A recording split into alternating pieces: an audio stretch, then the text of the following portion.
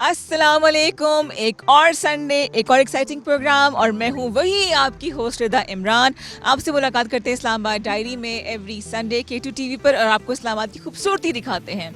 काश मैं आपको कैमरे के थ्रू वो खुशबू सुंघा सकूँ जो इस वक्त मैं इंजॉय कर रही हूँ। हरी हरी घास, दरख्त, हल्की हल्की सी हवा और एक खुनकी सी इस्लामाबाद में शुरू हो चुकी है इवनिंग में और मॉर्निंग में। ठंड का आगाज़ हो चुका है तो आज हम संडे को भरपूर तरीके से मनाएंगे और आपको कुछ शॉपिंग करवाएंगे, वो भी बजट में रहते हुए। हाँ जी, इस्लामाबाद में भी ऐसी जगहें हैं जहाँ पे आपको ज़बरदस्त सामान, कपड़े हो जाएं, एक्सेसरीज हो जाएं, बैग्स हो जाएं, आपको बड़ी ज़बरदस्त प्राइस में मिलेगा। और ज़बरदस्त का मतलब होता है ऑसम वाली प्राइस। अच्छा, फिर जाहिर बात है जब बहुत घूमे फिरेंगे, शॉपिंग करेंगे तो भूख तो लगनी ही है, तो फिर हम कुछ खाएंगे, वो भी कोई देसी किस्म का ज़बरदस्त किस्म का फूड होगा। फिर जब खा पी लेंगे तो संडे तो पूरा का पूरा हमने गुजारना है, तो आपको अपनी सेगमेंट टैलेंट हंट में मिलाएंगे एक ऐसी पर्सनालिटी से जो कि इस्लामाबाद में रहते हुए पुरानी यादों को ताज़ा किए हुए हैं, यादों को सिक्योर करते हैं, एंटीक कलेक्ट करते हैं। और जहाँ बात हो एंटीक्स की तो स्टार्टिंग फ्रॉम एक्सेसरीज, बर्तन, गाड़ियाँ, जी हाँ बहुत कुछ है उनके पास। आपको यहाँ की सैर भी कराएंगे, आपसे बहुत सी बातें करेंगे, परांठे भी खाएंगे। ये सब कुछ होगा आज के प्रोग्राम इस्लामाबाद डायरी में। तो चलते हैं, पूरा दिन है भाई, आइए मेरे साथ।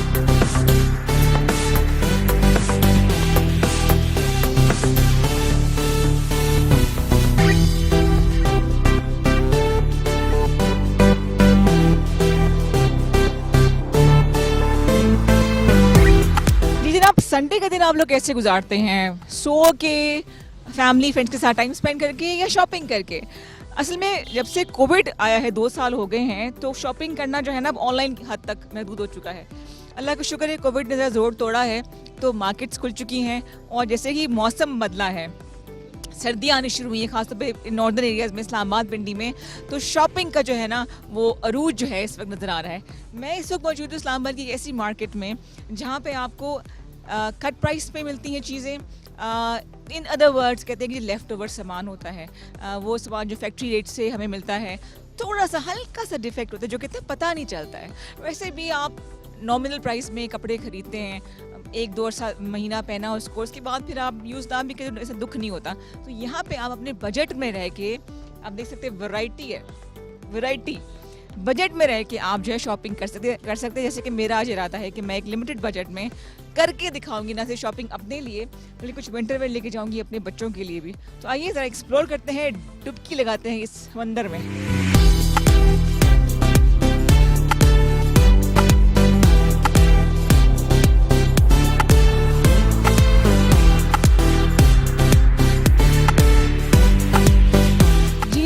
जिन साहब के साथ मैं खड़ी हूँ उनको मैं पिछले 10 साल से ढूंढ रही थी। कई दफ़ा गुजरी यहाँ से, शॉपिंग भी की, लेकिन पता नहीं था कि ये जो है ये फयाज साहब हैं। अस्सलाम वालेकुम जी। वालेकुम सलाम जी, क्या हाल है जी? बिल्कुल ठीक ठाक। आप बड़े मशहूर हैं, आपको पता है? जी बस ये K2 गालों का कमाल है। क्या आपको ढूंढ लिया हमने? ढूंढ लिया आज हम तो।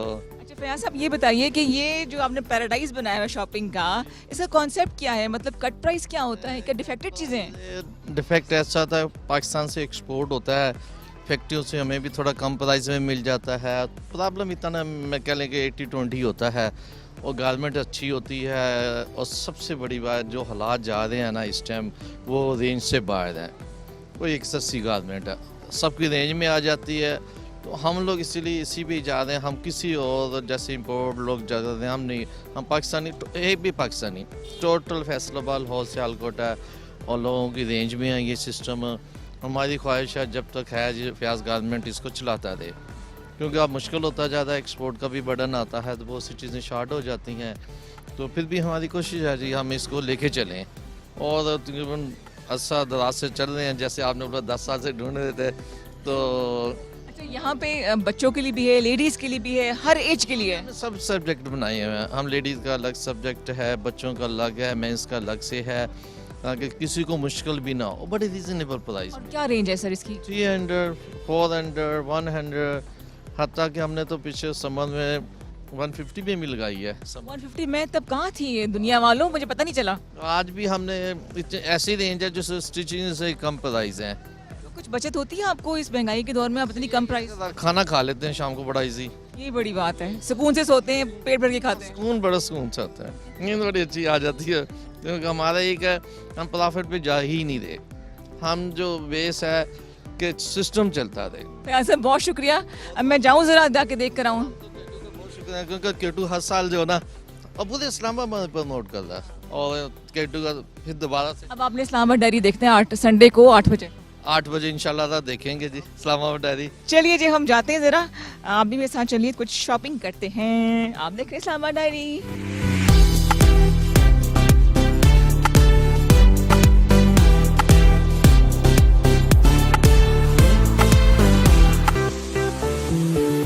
जी आप देख रहे हैं इस्लामाबाद डायरी, और अब जो सेगमेंट हम शुरू करने वाले हैं वो मेरा फेवरेट सेगमेंट है।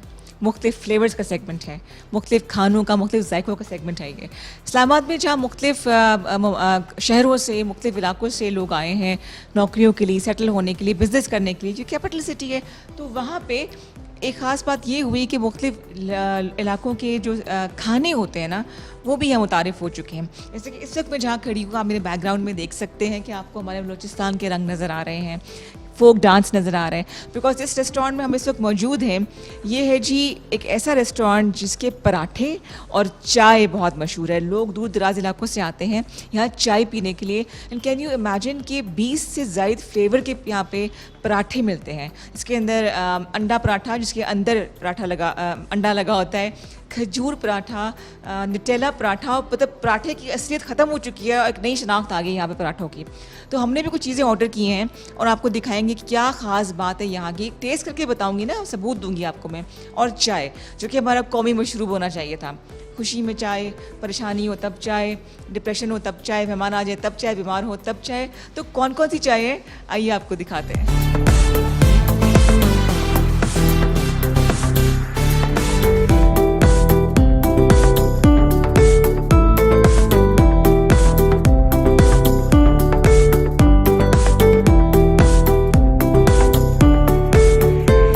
चाय, जिसके बारे में कहते हैं कि जी एक सोच का नाम है, एक कॉन्सेप्ट का नाम है।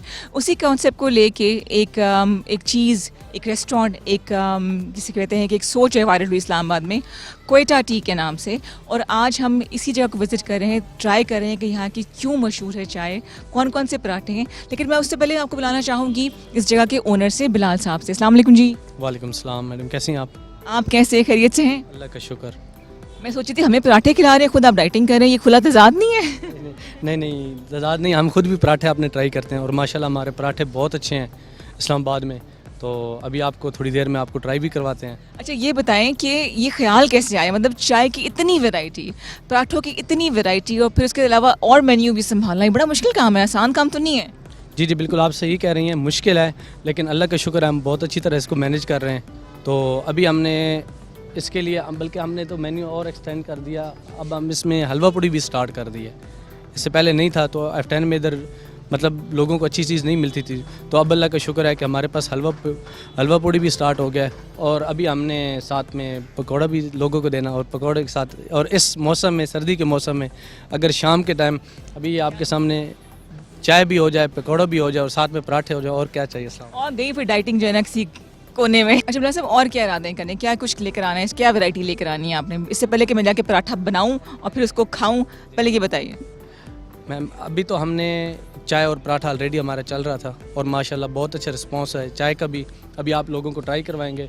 और साथ ही हमने अभी हलवा पूड़ी और ये पकौड़ा भी स्टार्ट कर दिया है। और अभी क्योंकि कुछ लोगों की डिमांड थी कि हम यहाँ पे आते हैं फैमिली के साथ, तो हमारे पास बर्गर या सैंडविच या फ्राइज़ ये चीज़ें नहीं मिलती, तो अब हमने वो भी स्टार्ट कर दिया। तो जनाब आइए जाके देखते हैं कि इस क्वेटा T20 में क्या कुछ है। वो मतलब पराठों की इतनी वैरायटी, मैं एक शरीफ से पराठा खाया करती थी, अब तो यहाँ कुछ बहुत कुछ मिल रहा है। चाय की इतनी वैरायटी, एक पराठा बनाऊंगी आपके सामने, देखिए हंसना नहीं है, और बिलाल साहब हमें गाइड करेंगे। आइए कुछ खाने शाने हो जाएं।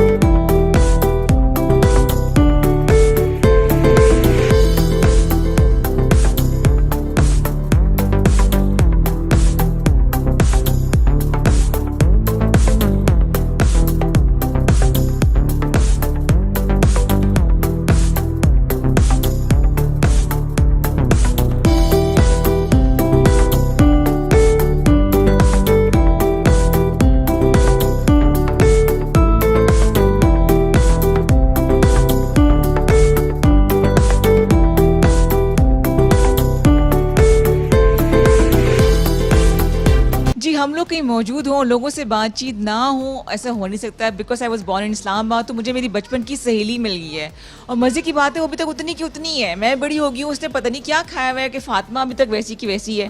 फ़ातिमा, अस्सलाम वालेकुम। हाय, वालेकुम अस्सलाम। फातिमा आपको मैं याद हूँ, मैं आपके साथ स्कूल में पढ़ती हूँ। Fatima Fatima please answer. ये स्कूल में भी ऐसी थी असल में ना, इसने पैसे देने मेरे उधार 2 रुपए देने उस वक्त के। फातिमा, मैं इधर आके बैठ, मैं फातिमा के साथ बैठती हूँ। अच्छा, आपको कोई पोएम आती है फातिमा? अभी तो इतना बोल रही थी।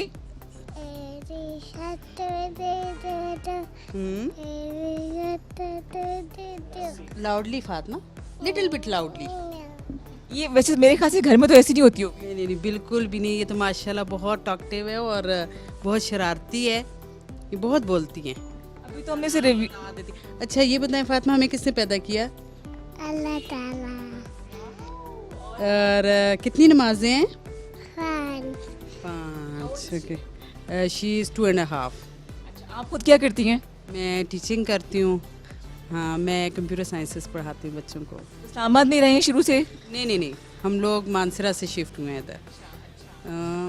लास्ट 10 ईयर बैक हम आए थे मानसरा से। इस चीज़ ओनली डॉटर, एक ही बेटी? जी, ओनली डॉटर। अच्छा, मानसेहरा की क्या ख़ास बात है जो यहाँ पे नज़र नहीं आती? खूबसूरती, ब्यूटी और ग्रीनरी वहाँ बहुत ज़्यादा है। आप देखें, ये जितना भी समर टाइम चलता है, सारे लोग नॉर्दर्न एरियाज़ में जाते हैं, तो वहाँ पर मौसम बहुत अच्छा है। अभी तो काफ़ी ठंड हो गई है, लेकिन समर में देखें प्लेजेंट रहता है। हाँ, और इस्लामाबाद की क्या बात आपको अच्छी लगती है? बिकॉज हमारा प्रोग्राम इस्लामाबाद डायरी है, इसके हवाले से बात करते हैं। इस्लामाबाद की अच्छी बात यह है कि यहाँ पे अभी बाकी शहरों की निस्बत उतना रश नहीं है। ठीक है, बहुत सी चीज़ें बहुत करीब हैं, बहुत छोटा शहर है, बहुत जल्दी पहुँच जाते हैं हमने जहाँ भी जाना हो, तो एज़ कम्पेयर टू बाकी सिटीज़ के। और अगर आपको इस्लामाबाद में कोई चीज़ चेंज करनी हो तो क्या करेंगी चेंज कि और अच्छा हो जाए? एटीट्यूड चेंज करना चाहूँगी। वो थोड़ा जो इस्लामाबाद में रहते हैं वो ये समझते हैं पता नहीं हम लोग कौन सी जगह पे रह रहे हैं, बाकी सिटीज़ के उनको वो नहीं समझते, तो ये थोड़ा सा उनका मैं चेंज करना चाहूँगी। जितने भी इस्लामाबादी सुन रहे कितनी जेन्युइन शिकायत की है, मतलब क्यों, क्या मसला है ना? अच्छा समीना, ये बताइए, आप मानसेहरा से हैं, वहाँ हमारी सारी ज़ुबानें बड़ी प्यारी हैं, तो वहाँ जो ज़ुबान बोली जाती है वो कौन सी है? वहाँ पश्तो और हिंद को ज़्यादा बोली जाती है। उस वक्त से मेरे से उर्दू में क्यों बात कर रही हैं आप? मतलब हम अपनी ज़ुबान में बात करते, रीजनल लैंग्वेज में कर लेते हैं। मैं पंजाबी हूँ, लेकिन मैं सब ज़ुबानें कोशिश करती हूँ सीख लूँ। अच्छा, मैं सारे लोगों का आखना कि मानसरे आवन, क्योंकि मानसरे दियाँ जाइयाँ बहुत सोहणियां और मानसरे वाले के आखना कि जेड़े भी लोग बाहरों आने फिरना टुरना ते उन्हें बहुत अच्छे तरीके ना वेलकम करें। तो बाकी टूरिज्म नाल जाइयां बाकी इलाके बुरा सलूक होता है कि बहुत ज़्यादा पैसे मंगे जुलते हैं पानियां दे या वाशरूम दे, तो वो चीज़ नहीं होनी चाहिए ना। अगर कोई आ गया तो जी ये तो असी मेहमान नवाजी की वजह से बड़े मशहूर हाँ, तो अगर पानी है, वाशरूम है, निक्की निक्की जड़ियाँ असी फैसिलिटियाँ दे सकते तो अस बाकी लोगों को देनियाँ चाहिए। तो यही असली पहचान भी है मानसरा के लोगों की ना। Samina, thank you so much. आप लोग अभी पूरियों का इंतज़ार करें, आप लोग एंजॉय कीजिए। और फातिमा, तुमने बात नहीं की ना मेरे से, मैं नहीं बोलती से सॉरी। नहीं चले जी, कुछ और मेहमान हैं हमारे पास बैठे हुए जो शायद स्कूल से आए हैं, अभी इनसे भी बातचीत कर लेते हैं। इधर बैठ जाती मैं। हाँ जी, अस्सलाम वालेकुम। राबिया, वालेकुम अस्सलाम। कौन सी क्लास से पढ़ती हो आप? मैं 8th में। 8th में? मैं 4th 5th में पढ़ती होगी। और आपके साथ कौन बैठा है? My name is Ziaullah. I'm his brother. I can see that बेचारे भाइयों की ड्यूटी होती है पिक एंड ड्रॉप की। ज़िया, क्या करते हैं आप? I'm doing bachelor's in computer science from Zabius University. ज़बरदस्त। और ये छोटू कौन है? मोहम्मद सफ़ीउल्लाह। क्या खाने के लिए आए हैं? हम लोग आए हैं चिकन चीज़ पराठा खाने के लिए। बेस्ट चीज़ क्या है यहाँ पे खाने के लिए? आई थिंक चाय और चिकन चीज़ पराठा। मैं तो मलाई पराठा ऑर्डर किया, वो सही होगा वो भी? नहीं, मैंने ट्राई नहीं किया, but chicken cheese paratha try किया था और इट वाज अमेजिंग। तो इस्लामाबाद की क्या बात राबिया मज़े की लगती है? इस्लामाबाद की ब्यूटी मुझे पसंद है।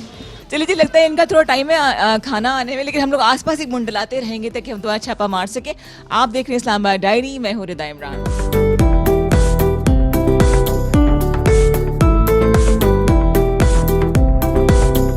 जनाब, मेरा जो ऑर्डर है मलाई हनी पराठा वो आ चुका है, जो कि देखने में बड़ा क्रिस्पी लग रहा है, और इनकी जो स्पेशल दूध पत्ती चाय है, कड़क चाय, वो भी आ चुकी है। अब यहाँ थोड़ा सा भी तखलीगा चाहिए, वो इसलिए कि हमने जाना है ब्रेक पे, और ब्रेक के बाद मैं जिन हस्ती से, जिस पर्सनालिटी से आपको मिलाऊंगी, उनके पास यादों का ख़जाना है, और उन्हें तमाम चीज़ें अपनी कलेक्शन के थ्रू जो हैं आपको दिखाएंगे किस एंटीक का कहाँ से ताल्लुक़ है और इसकी हिस्ट्री क्या है। इस्लामाबाद अपने लोगों की वजह से पहचाना जाता है, उन्हीं में से एक जो है ना इम्पॉर्टेंट से पर्सनालिटी जिनका काम है कलेक्शन करना, एंटीक आर्ट को जमा करना, हम उनसे आपको मिलाएंगे। So let's take a small commercial break and I will be right back after this commercial break. Welcome back to Islamabad diary. और ये सेगमेंट मुझे बहुत पसंद है क्योंकि मैं इस सेगमेंट के थ्रू ऐसे लोगों से मिलती हूँ जिनसे मुझे इंस्पिरेशन मिलती है, मोटिवेशन मिलते हैं, जो ज़िंदगी में ज़रा कुछ हट के करना चाहते हैं, कुछ ज़िंदगी को यादगार बनाना चाहते हैं, और हमें भी मौका देते हैं कि हम इनसे कुछ ना कुछ सीखें। मैं जिस शख्सियत के साथ बैठी हूँ वो जेन्युइन इस्लामाबादी हैं, और उनके शौक़ जो आपको दिखाएंगे तो आपको बहुत ही मज़ा आएगा। मैं मिलाना चाहूँगी आपको मुजाहिद साहब से, जो कि एंटीक कलेक्ट करते हैं। जिक्र किया था ना आपसे मैंने, आइए आपको मिलाते हैं। अस्सलाम वालेकुम सर। अस्सलाम वालेकुम। कैसे हैं आप? अल्हम्दुलिल्लाह, आप खैरियत से हैं? बिल्कुल ठीक ठाक। और यहाँ के और अच्छे हो गए। क्या क्या कलेक्ट किया हुआ आपने? मैंने वैसे तो मेरा शौक़ जो है वो तो कार कलेक्शन है, विंटेज कार्स का, लेकिन कुछ बच्चे जो मेरे पास आते थे पूछते थे अंकल आपने शुरू से कार्स ही कलेक्ट करनी शुरू की हैं। मैंने उनको बताया, मैंने कहा नहीं, मैं पहले स्टैम्प्स कलेक्ट करता था, फिर मैंने कॉइन्स कलेक्ट करने शुरू किए। तो जैसे जैसे फिर मेरे पास थी उसकी परचेजिंग पावर, फिर मैंने गाड़ियाँ भी रिस्टोर करनी शुरू की। अब ये है कि मैंने वो स्टैम्प्स और जो कॉइन्स हैं वो भी डिस्प्ले पे लगा दिए हैं, ताकि जो बच्चे आते हैं तो उनको, मेरा बेसिकली इस सारे काम को करने का मकसद ये है कि विंटेज कार्स जो हैं वो रिस्टोर हों और हमारे मुल्क की एक शनाख्त बने कि हम लोग कोई टूटे फूटे मुल्क में नहीं रह रहे, ये किसकी अपनी हिस्ट्री है, पहचान है। और दूसरा ये है कि बच्चों को एक मिलता है, थोड़ा सा इनकरेज होते हैं कि जी हम भी कुछ चीज़ें जो हैं वो कलेक्ट करें। और हॉबीज़ का ये फ़ायदा होता है जी कि आप खुराफात से बच जाते हैं। जैसे क्या कुछ कलेक्शन आपके पास कब से हो रहा है ये? आप जैसे बताया बचपन से है, तो कितना अंदाज़ा आपके पास मटेरियल इकट्ठा हो गया होगा? आपको भी चल के दिखाते हैं चीज़ें, लेकिन जैसे मैंने आपको बताया कि जी जैसे मेरे पास स्टैम्प्स हैं, तो स्टैम्प्स अब एल्बम्स का मैं डिस्प्ले नहीं कर सकता, तो मैंने फिर कुछ लूज़ स्टैम्प्स जो हैं वो डिस्प्ले पे लगा दिए हैं। इसी तरह जो कॉइन्स हैं वो 3-4 बॉक्सेस मेरे पास भरे हुए हैं, लेकिन उनमें से कुछ थोड़े से मैंने जो है ना वो डिस्प्ले पे लगा दिए हैं। तो सर चलते हैं ना, अब खाली बातें कर रहे हैं, दिखा रहे हैं नहीं, हमारे नाज़रीन देखना चाहेंगे। पहले गाड़ियाँ दिखाएंगे आप? जी जी, पहले आपको गाड़ियाँ दिखा दें।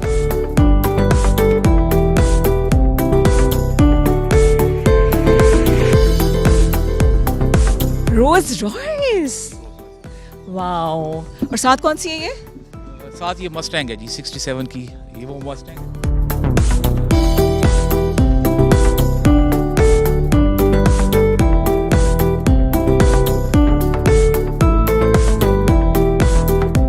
विंटेज कार की बात ही कुछ और है। लॉक भी देखें, ये वाला लॉक है, this is awesome and the door is really heavy. ले जी, अभी तो ये शुरुआत है, और उनको भाई को फिक्र पड़ गई, मैं गाड़ी ले जाऊंगी। ये पता है मैं ले तो जाऊंगी, मैं वहां तक पहुंचूंगी कैसे जहाँ मैं रहती हूँ? आपसे चलेगी ही नहीं। ये आप मुझे चैलेंज कर रहे हैं। अच्छा चले, ठीक है। चाहे मुझे अमां से धक्का लगवाना पड़ गया, मैं आप चला के दिखाऊंगी। अच्छा मुझे साहब, ये कौन सी गाड़ी है? मस्टैंग? ये फोर्ड मस्टैंग है जी, 1967 की है ये। 67 की? ये क्लासिक कार्स में आती है। इसको अमेरिका और कनाडा में अभी भी ये गाड़ी बहुत पॉपुलर है, और आप अगर किसी भी विंटेज कार शोरूम पे चले जाएं तो वहाँ आपको ये ज़रूरी मिलेगी कि ये मेरे पास 3 ऐसी गाड़ियाँ कि जो अभी भी ना अमेरिका में बहुत हॉट फेवरेट समझी जाती हैं। तो उसमें एक ये मस्टैंग है, एक फोर्ड और विलीज़ की जीप्स हैं 41-42 की, और एक 57 की शेवरले।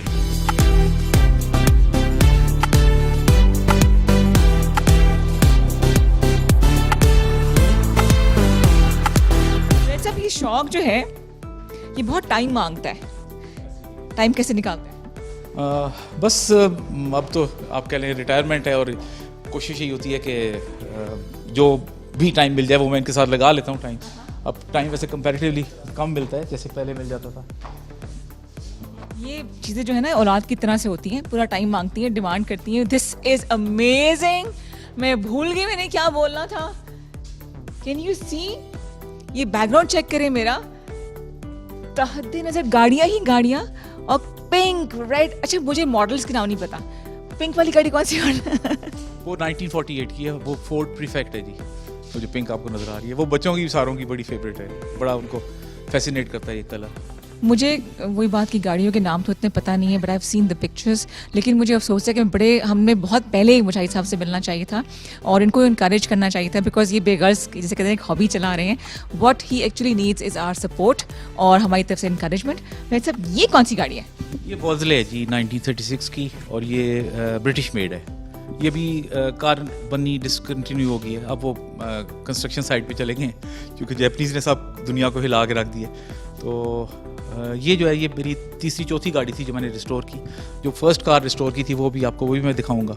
कौन सी गाड़ी लेके आप इस्लामाबाद की सड़कों पे फेर रहे होते हैं? ज़्यादा हम लोग मस्टैंग और रोल्स रॉयस यूज़ करते हैं। सबसे ओल्डेस्ट कार दिखाऊंगा, वो कौन सी वाली है? मैं पहले उसके पास चलते हैं, फिर आपको बाकी गाड़ियाँ मैं दिखाता हूँ।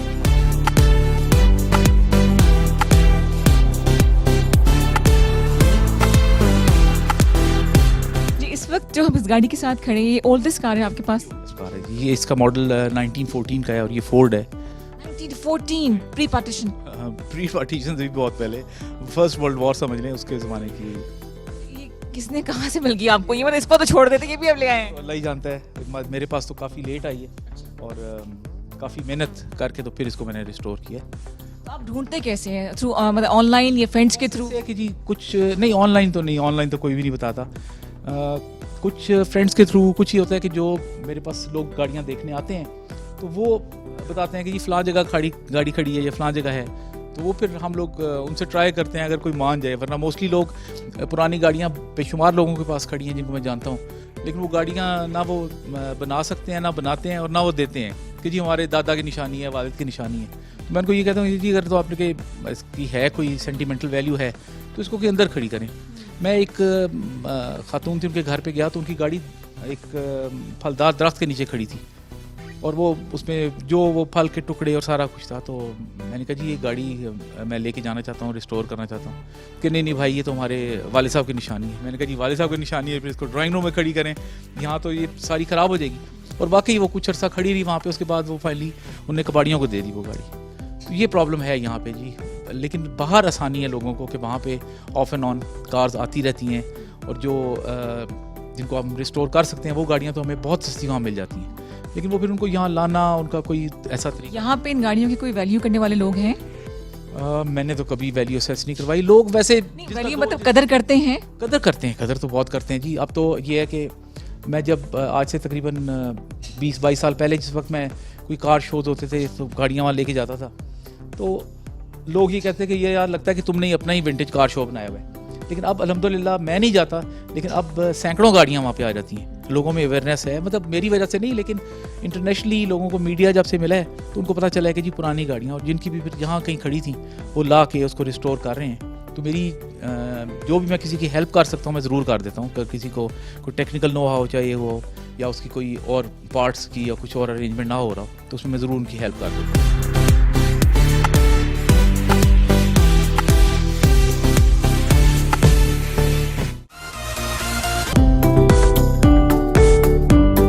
मेरी कोशिश ये होती है, मैं कोई भी गाड़ी शुरू तब तक नहीं करता कि जब तक मुझे उसकी हर चीज़ जेन्युइन अवेलेबल ना हो। क्योंकि ये पॉसिबल नहीं है कि जी मैं मर्सिडीज़ रिस्टोर कर रहा हूँ और उसमें लाइट्स जो है मैंने सुजुकी की लगाई हूँ। तो वो मैं कोशिश यही करता हूँ, तलबसा कोशिश कि जी उसकी मैं जहाँ से भी चीज़ें हासिल करूँ, जितने की भी करूँ, तो मैं उसकी ओरिजिनल पार्ट्स उसके लगाऊँ उसको। This is Chevrolet 1957। 57 ये पुराने एड्स में ही होती थी, मुझे याद है। मतलब मैं 57 की बात नहीं कर रही हूँ, इससे पहले 57 से आप मुझे मिला दें। इसमें से फेवरेट कार कौन सी है आपकी? इनमें से फेवरेट कार मेरी वो सामने खड़ी है जी, वाली RIK 66। दिस इज मेरी पहली गाड़ी थी जो मैंने रिस्टोर की थी। हाँ जी, ये वोल्जले है, ये ब्रिटिश मेड। अभी तो जो गाड़ियाँ आ रही हैं वो कई 100 हॉर्स पावर होती हैं। उस वक्त में ये 14 हॉर्स पावर उन्हें बड़ा बूस्ट करके इसका मोनोग्राम भी लगाया है 14 हॉर्स पावर का कि जी हमने इतनी बड़ी गाड़ी बना दी। ये अब 6 सिलेंडर है लेकिन उसके बावजूद इसकी पावर देखें कि टोटल 14 हॉर्स पावर है।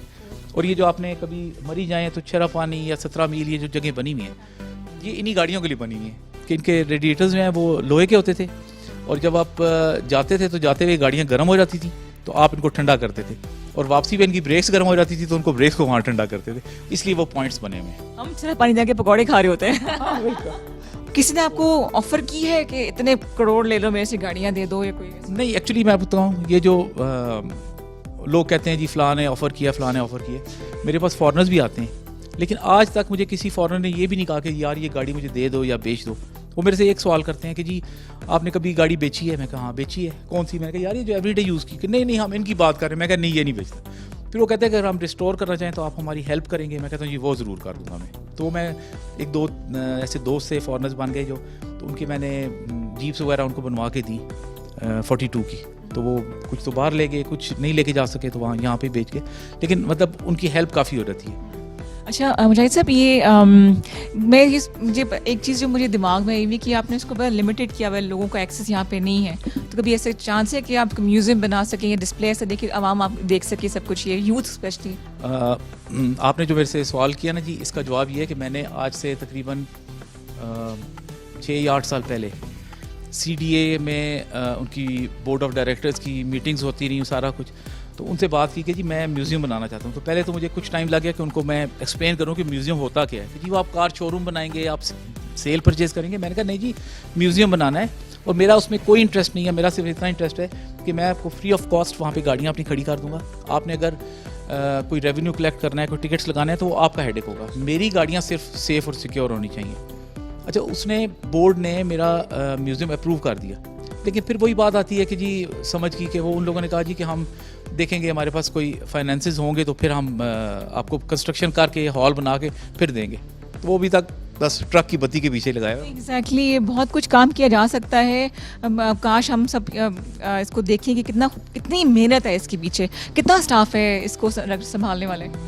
मेरे जो परमानेंट स्टाफ है तो 2 ड्राइवर्स हैं जो इनको लुक आफ्टर करते हैं, लेकिन वैसे ही है कि जैसा मैकेनिक्स हैं या कोई और छोटे मोटे काम के लिए इलेक्ट्रीशियंस, वो फिर उनको मैं बुलवा लेता हूँ, आके काम कर जाते हैं उनका, क्योंकि ये गाड़ियाँ वर्कशॉप में मैं नहीं लेके जा सकता। एक तो टाइम नहीं होता, दूसरा सबसे बड़ा प्रॉब्लम ये है कि अगर किसी गाड़ी का कोई पार्ट मिसिंग है या कुछ है, तो कई दफ़ा हमें 2-2, 3-3 महीने लग जाते हैं वो मंगवाने में या करने में।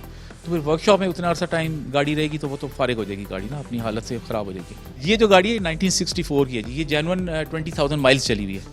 हाँ जी, इसकी हर चीज़ ओरिजिनल है, अपहोल्स्ट्री इसकी, इसका पेंट वर्क, इसके क्रोम वर्क जितना भी है।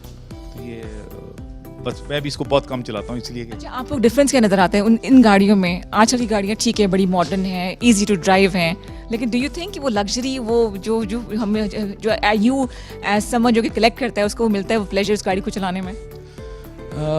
इन गाड़ियों का और नई गाड़ियों का जो फ़र्क है वो ऐसे ही है कि जैसे आप फास्ट फूड खा रहे हो या फिर मकई की रोटी और लस्सी का साग खा रहे हो।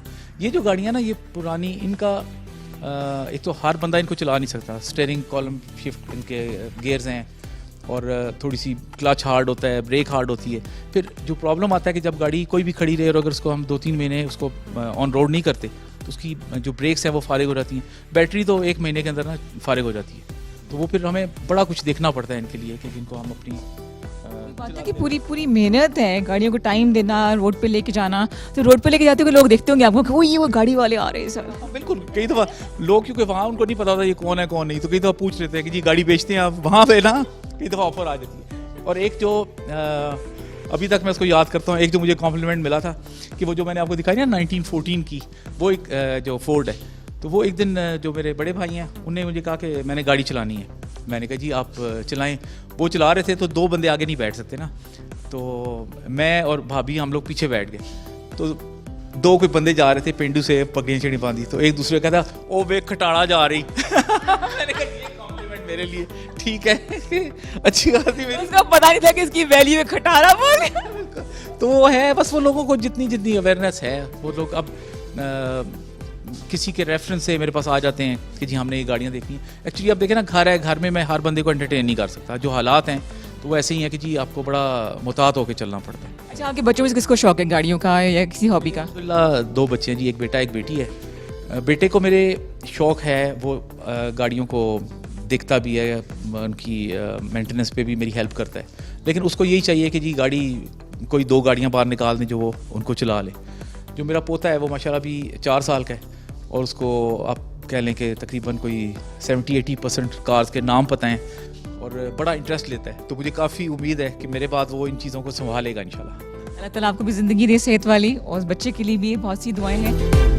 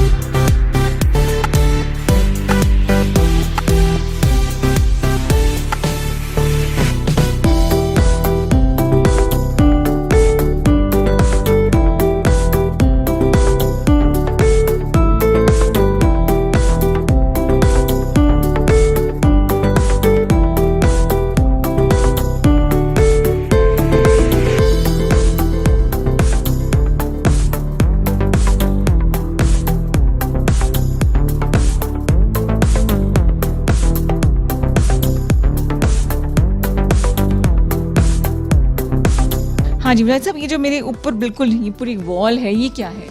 ये इसमें मुख्तलिफ़ किस्म की राइफ़ल्स और गन्स हैं जी, जो अभी कुछ तो हम लोग इस्तेमाल करते रहे और अब इस्तेमाल नहीं हो रही, अबंडेंट थी तो वो मैंने यहाँ हैंग कर दी। जो आपको ऊपर टॉप पे 3 नज़र आ रही हैं, वो तीनों वो हैं जिनके बीच में बारूद डाल के तो फिर वो रॉड के साथ उसको रॉडिंग करके तो फिर उसका फायर करते थे। वो तो बिल्कुल पुरानी वाली है ना जी, तकरीबन। सॉर्ड भी है, और ये आ गए हमारे स्टैम्प्स आ गए। इधर आ जाते, स्टैम्प्स की तरफ आ जाते हैं। ये बताइएगा इसके बारे में। ये जो सबसे पहली मेरी कलेक्शन थी वो स्टैम्प्स कलेक्शन थी। तो वो बच्चे यहाँ पे आते हैं, पूछते हैं कि जी आपने स्ट्रेट अवे गाड़ियाँ रिस्टोर करनी शुरू की। मैंने कहा नहीं, मैं पहले स्टैम्प्स कलेक्ट करता था। और बच्चों की ज़ाहिर है कि एक्सेस भी नहीं तक होती है। तो वही वक्त था कि जब जो स्टैम्प्स डुप्लीकेट होते थे वो हम लोग फ्रेंड्स के साथ एक्सचेंज कर लेते थे। फिर थोड़ा सा मुझे हुआ कि मैंने कहा स्टैम्प्स के साथ मैंने फिर कॉइन्स भी कलेक्शन शुरू की। तो अभी भी कई डिब्बे भरे रखे हुए हैं जो मैंने। मेरी बड़ी लड़ाइयाँ होती थी मेरी दोस्त हुमा से। हाँ, वो स्टैम्प्स कलेक्ट करते थे तो वो अच्छे खासे स्टैम्प्स मेरे ले जाया करती थी। हाँ, मैं ज़रा आसान ज़िंदगी कर लूँ अपनी और यहाँ पर आ जाऊँ। अच्छा मुजाहिद साहब, वैसे आप बैकग्राउंड आप बताइए कि आप कहाँ से बिलोंग करते हैं?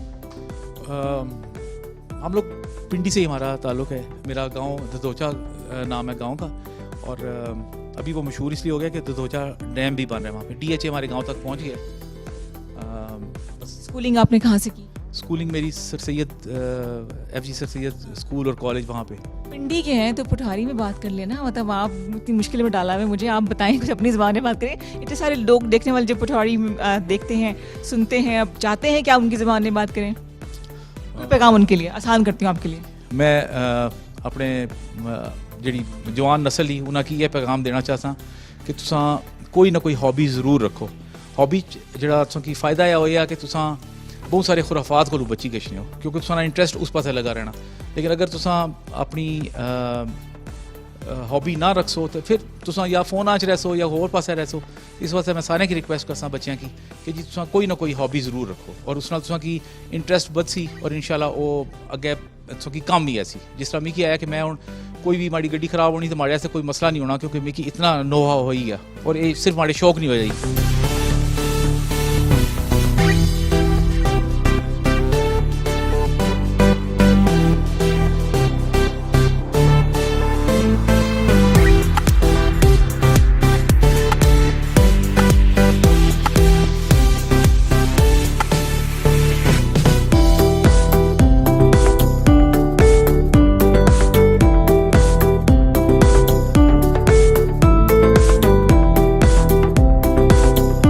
गाड़ियों की तो हमने सैर कर ली है, तरह तरह की एंटीक कार्स हमने देखी हैं, विंटेज कार्स हमने देखी हैं। और क्योंकि ठंड बढ़ रही है ना, हालांकि मैं चाय पराठा खा चुकी हूँ, लेकिन ज़ुकाम वाली कैफियत हो रही है। तो चाय का अब जो सीज़न शुरू हो चुका है, वैसे तो हम 12 महीने चाय पीते हैं, लेकिन अब चाय की बड़ी वैरायटी आ चुकी है। हमने मटका चाय भी सुनी हुई है, हमने क्या तंदूरी चाय भी सुनी हुई है, लेकिन आज हम जिस रेस्टोरेंट के लॉन्च पे आपको लेके जा रहे हैं, उनकी ख़ास बात यह है कि वो एक नई तरह की चाय लेकर आ रहे हैं। और भी चीज़ें बहुत मज़ेदार हैं, लेकिन जो ख़ास बात है, जिस चीज़ को प्रेजेंट वो कर रहे हैं, वो ये कि वो शोला चाय, जी हाँ, शोला चाय लेकर आए हैं इस्लामाबाद में। उसकी डिटेल्स क्या है, लॉन्च कैसा हुआ, कौन कौन लोग आए, क्या कुछ था, आगे चल के देखते हैं।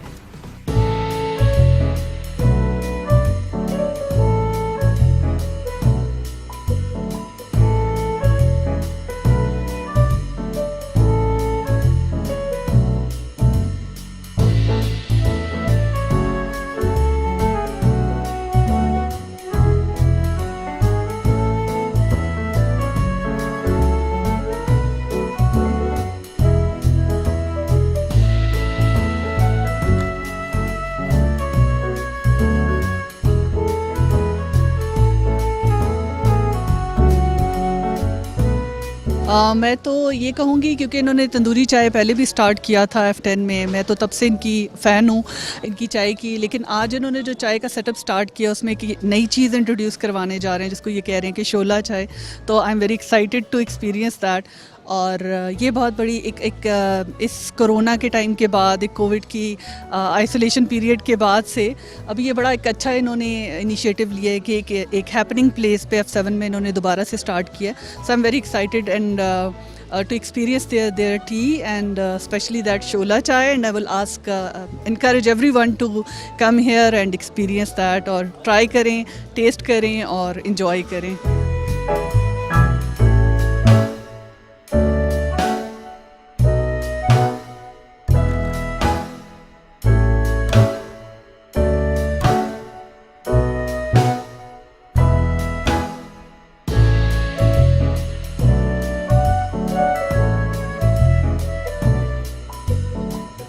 बिल्कुल जी होनी चाहिए क्योंकि इतना टाइम 2 साल लोगों ने गुजारा है इस तरह का घरों में कन्फाइंड रह के कि उसके बाद से हर कोई बड़ा एक मतलब वेलकम करता है अगर इस तरह के कोई गेट टुगेदर्स हों या इस तरह की कोई हैपनिंग प्लेस इस्लामाबाद में हमें मिले, क्योंकि इस्लामाबाद एक मशहूर है इस तरह की चीज़ों के ना होने के लिए।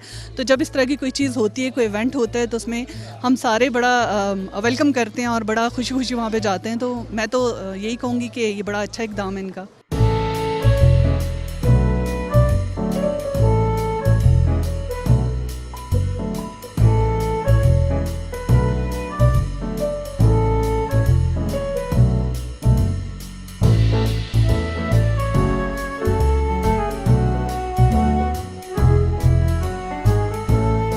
पे काफ़ी लोग हैं और रश है एज़ यू कैन सी, और बड़ा अच्छा कॉन्सेप्ट है ये शोला चाय। अभी मैंने देखा how they are making it, so I hope it taste good. अभी मैंने टेस्ट नहीं किया है तो श्योरली अभी करती हूँ, तो I will give you another review as well. I think this is beautiful क्योंकि जितना अरसा हम लोग सब अपने घरों के अंदर बंद रहे हैं, उसके बाद अब आके हमें मौका मिल रहा है दोबारा से कि हम इस तरह ओपनली पब्लिक में बैठ सक रहे हैं। और जो मौसम चल रहा है उसके हवाले से भी बहुत अच्छी चीज़ है कि ज़ाहिर है सर्दियों में गर्म चाय का अपना ही मज़ा होता है। सो ब्यूटीफुल एनवायरनमेंट, बहुत मज़े की है यहाँ पर, और चाय लाजवाब है, लाजवाब चाय है।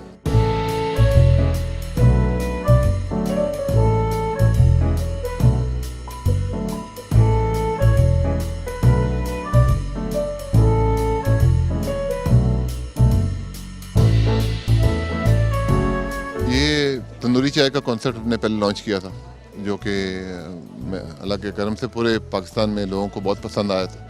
वो F7 में एक नया सेटअप था। अब ये हमने उसी साइड पे एक नया सेटअप बनाया है, तंदूरी चाय विद शोला चाय।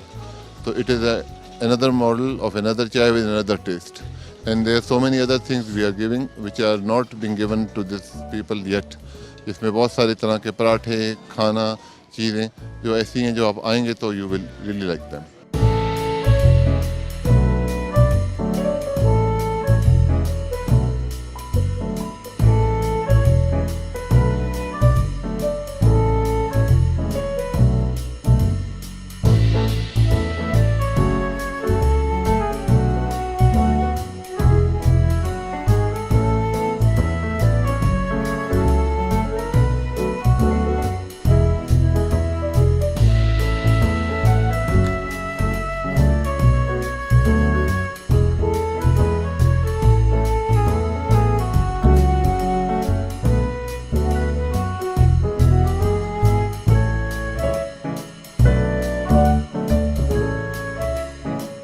The basic idea of shola chai is to get a burning taste out of that tea. It will entirely change the tea concept, आपका बदल जाएगा, क्योंकि जब वो बर्न होता है तो उसके अंदर चाय की कड़क एक नए लेवल पे जाती है। F7 is heart of Islamabad and Islamabad is heart of Pakistan। तो ये जगह ऐसी है कि यहाँ पे जो आप चीज़ लाते हैं तो वो ना सिर्फ पूरी दुनिया देखती है, बल्कि आप I am overwhelmed. It has taken some while to get this place going, but I am hopeful कि God will be kind. And लोगों को मैं गुजारिश करूँगा कि जिस तरह आपको मेरी तंदूरी चाय अच्छी लगी थी, एक बार आके इसको ट्राई करें और उसके अलावा भी कुछ चाय आपको और भी पिलाएंगे इंशाल्लाह, you will find it good. ले जी, दिन ढल गया है, सूरज सोने जा चुका है, तो उम्मीद है कि संडे का दिन आपने खाली बोर होके या सो के नहीं गुजारा होगा। हमारी तरह से आपने घूमा फिरा होगा। देखिए, हमने शॉपिंग की, हमने चाय पी, पराठे खाए और इंटरेस्टिंग चीज़ आपको विंटेज कार्स दिखाई, विंटेज कलेक्शन दिखाई, मुजाहिद साहब से मिलाया, उनका फेवरेट सॉन्ग भी आपको सुनाया। और जो लोग कहते हैं ना कि इस्लामाबाद के लोग बड़े ठंडे मिजाज के होते हैं, मुजाहिद साहब से मिलकर आज वो शिकायत दूर हो चुकी है। Very kind and warm hearted person, जिन्होंने हमें बाहर आके ग्रीट किया, हमारे साथ अपनी पूरी कलेक्शन दिखाई और यकीन करें कि एक बहुत बड़ा ख़जाना है उनके पास। तो अगर आपके पास भी वैसा ख़जाना है, कोई टैलेंट है, तो हमें ज़रूर बताइए। हम अपने टैलेंट सेगमेंट में आपको शामिल करेंगे, इनवाइट करेंगे। तो जनाब, इट्स अबाउट टाइम कि आपसे मैं इजाज़त चाहूँ। इंशाल्लाह ताला अगले संडे को फिर आपसे मुलाकात होगी। ऐसा ही हैपनिंग संडे हम लेकर आएंगे आपके लिए। तब तक के लिए दुआ में याद रखिएगा मुझे और मेरी पूरी टीम को। टेक केयर, अल्लाह हाफिज़।